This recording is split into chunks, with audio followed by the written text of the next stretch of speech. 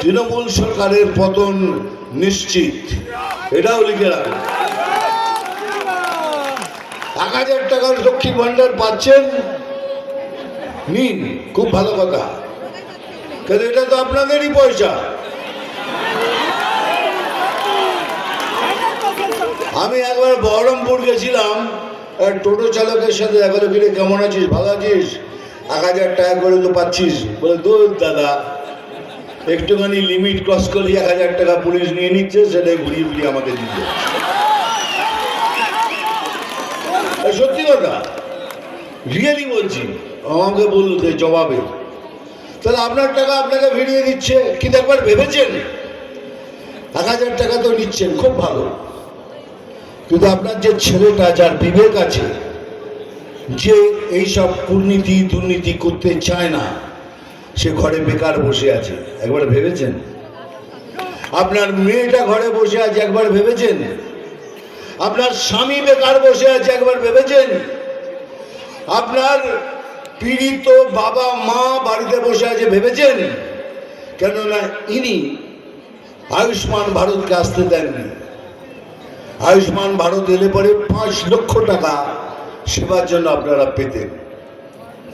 অনেক লোক পায়, পুরো ভারতবর্ষের লোক পাচ্ছে, কিন্তু বাংলার লোক পাচ্ছে না। কেন? উনি আটকে দিয়েছে, আয়ুষ্মান ভারত হতে দেবো না।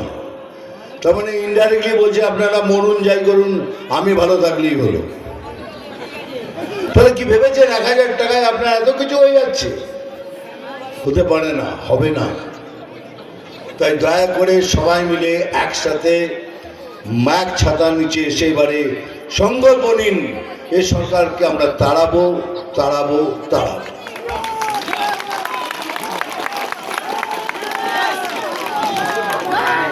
বেশি কথা আমি বলি না, কাজের কথা বলি।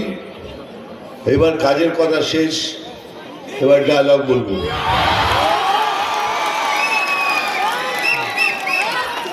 এবার ওটা তো বলতে পারবো না, কে রাঁধবো খিচুড়ি এখানে, খাবি তোরা এখানে সেখানে। এই রে সাপেরটা না রে,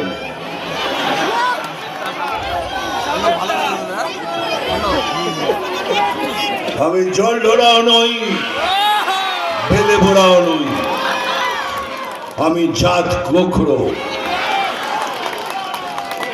খালি দুধ আর কলা খাই। এবার একটা সিরিয়াসলি ডায়লগ বলবো, ভালো করে শুনবেন। নাম তুফান,